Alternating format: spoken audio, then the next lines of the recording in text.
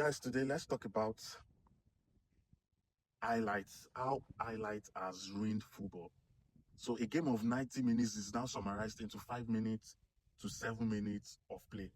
So football fans now consume highlights thinking they've captured the whole match. This is the problem, especially with the invention of social media where short clips are circulating. So they have to compress everything into a small clip. So this is the issue. A player who scores a banger but does nothing throughout the match, but the highlight shows he scored a banger, we regard them as world class. Did you see the world class goal that player scored? Meanwhile, he has ghosted 85 minutes of the match. A player who misplaces one pass, who misplaces just one pass, but because we only watch highlight, we say that player is finished. Look at the pass he made. How about 15, 20 other accurate passes he did during the game? A player who does not produce movement in the highlights that is captured, we call him mid. Have you seen this player? He's such a mid player. He's not even top level at all. Just because you watched a 10 minutes, that's 10 minutes is a lot, 5 to 7 minutes compilation, and you use that to judge a whole 90 minutes play. A midfielder who controls the game for 70 minutes but has no highlights, you say, he's not him. Like they used to say, Jude Bellingham is him. You say he's not him. A winger who loses the ball 15 times but scores one screamer and then is the best goal scorer of all time. That's what's happening, because that's what highlights show you. The full 90 minutes, you need to watch it to see. But if you focus on highlight, that's what you're going to see. Now, fans think that players who don't produce highlights, they think they are bad. Yeah. As long as you are not start padding the highlights, you are bad. As a matter of fact, some even want you out of their club, forgetting your work rate, players that dictate possession, players that dictate passes, players with tempo, box to box crashers, players who is doing the dirty work, the dirty tackles, training the tackles, and all of that. But because they don't produce highlight moments, we term them as mid. We say he's not doing anything. He's not productive. He needs to work on his finishing. So fans are not just using these clips to push narrative alone. It's beginning to affect our expectation. Now, every goalkeeper has to pull up a Manuel Neuer's performance. Every defender has to be perfect.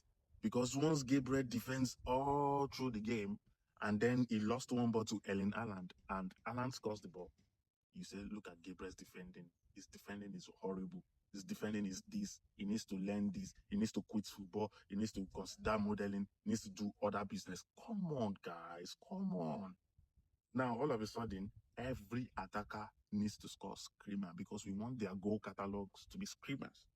So now we don't even rate a player that scores a goal anymore because it's not an extraordinary goal. So now you say, oh, I remember somebody scored a goal from one impossible angle. Oh, they said he wanted to cross the ball. It's not a good goal. What do you mean by good goal? A goal is a goal. What do you mean by good goal? A player who score goal, you say he has not scored from open play in the last 5 games, but he's scoring penalties, scoring direct free kick. Bruno Fernandes broke assist record with 21 assists in the Premier League, beating the 20 long-standing record that is jointly held by Titi Henry and Kevin De Bruyne. And you people have the audacity to say that 12 of those assists were not from open play. In my life, last season was the first time I'm hearing that an assist is not from open play. For goodness sake, an assist is an assist. A goal is a goal. What do you mean all his assists are from corners and free kicks? So every midfielder now, for you to rate every midfielder now, they have to start making lateral splitting, defense splitting, diagonal passes. All of a sudden now, every midfielder has to be Kevin De Bruyne.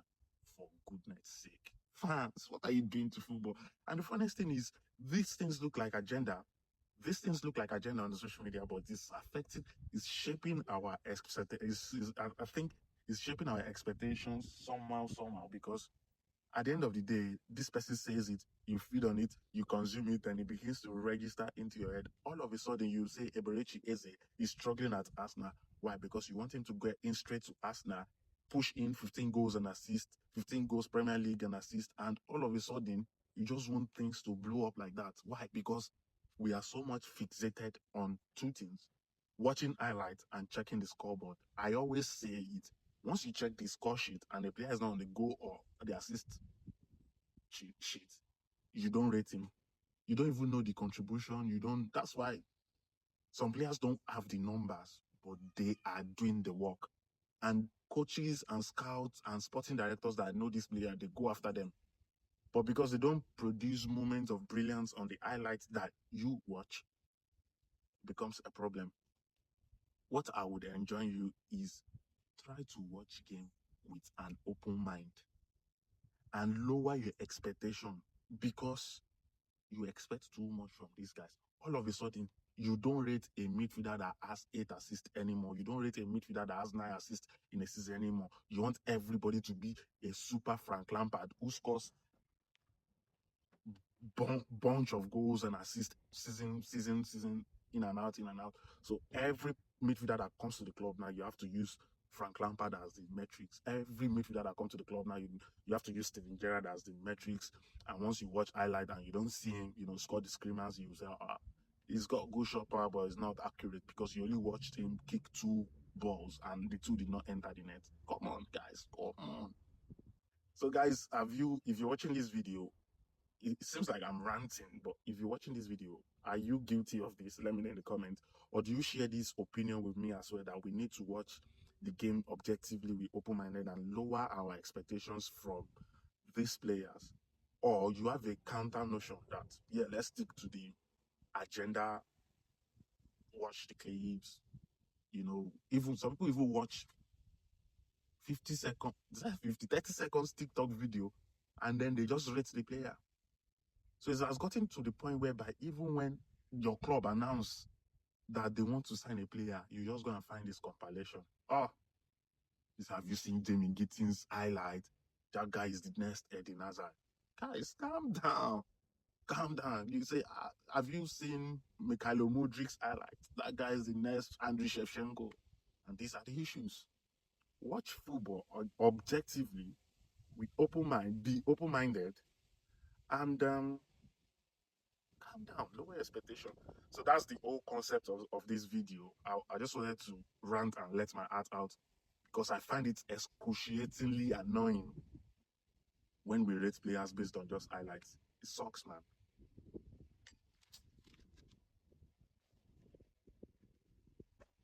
Thank you for watching.